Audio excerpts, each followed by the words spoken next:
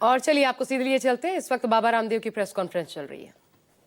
समग्र स्वास्थ्य, लोकतांत्रिक सहभागिता, सांस्कृतिक जड़ों से जुड़ाव और आर्थिक गतिविधियों में एक समर्थ व्यक्तित्व के रूप में वो राष्ट्र के लिए उपयोगी तो हो ही, साथ ही भारतीय संस्कृति के मूल्यों से जुड़े होने के कारण आज जो विल डुरांट अमेरिकन फिलोसोफर, आर्ने नएसे जो नॉर्वे का फिलोसोफर बार बार ये कह रहे हैं कि जो भी विश्व के समक्ष चुनौतियां हैं वो विज्ञान उनको दक्षता दे रहा है, लेकिन विज्ञान का प्रयोग करने की दृष्टि तो हमें भारतीय संस्कृति से ही सीखना होगा।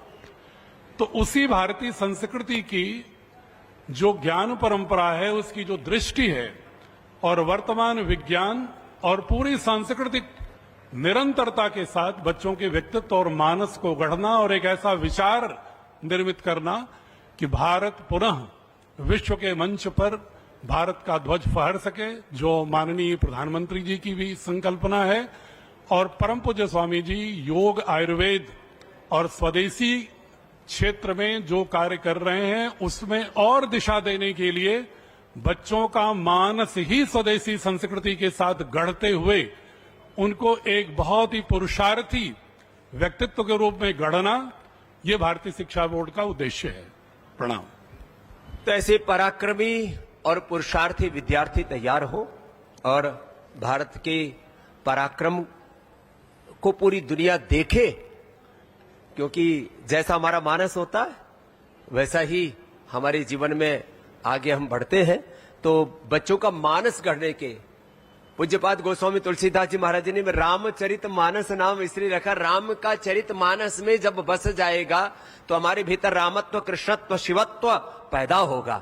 और जब इस विचार चेतना के बालक और बालिकाएं तैयार होंगे तब निश्चित रूप से भारत भारतीयता के साथ आगे बढ़ेगा। तो भारत बोध के साथ, आत्मबोध के साथ, वैश्विक बोध के साथ ऐसे व्यक्तित्व, नेतृत्व, चरित्र घड़ना जो विश्व में भारत की पहचान बनाए और भारत का गौरव बढ़ाए, इस संकल्पना के साथ ये शिक्षा की आजादी का भी आंदोलन और आर्थिक आजादी का आंदोलन स्वदेशी के माध्यम से और आयुर्वेद के माध्यम से चिकित्सा की आजादी का आंदोलन और एक रोग मुक्त, नशा मुक्त और सब प्रकार की दिव्यताओं से युक्त इस देश में ऐसे व्यक्तित्व तैयार हो, उस दिशा में हम पुरुषार्थ करेंगे। और श्रद्धेय प्रधानमंत्री जी का जो सपना है विकसित भारत का, उसको पूर्ण करने में पतंजलि एक बड़ी भूमिका निभाएगा। आपके प्रश्नों के लिए मैं आपको आमंत्रित करता हूं। किसी का कोई भी प्रश्न हो आप पूछ सकते हैं। जी प्रणाम। जी हाँ, पूरी एकदम बुलंद।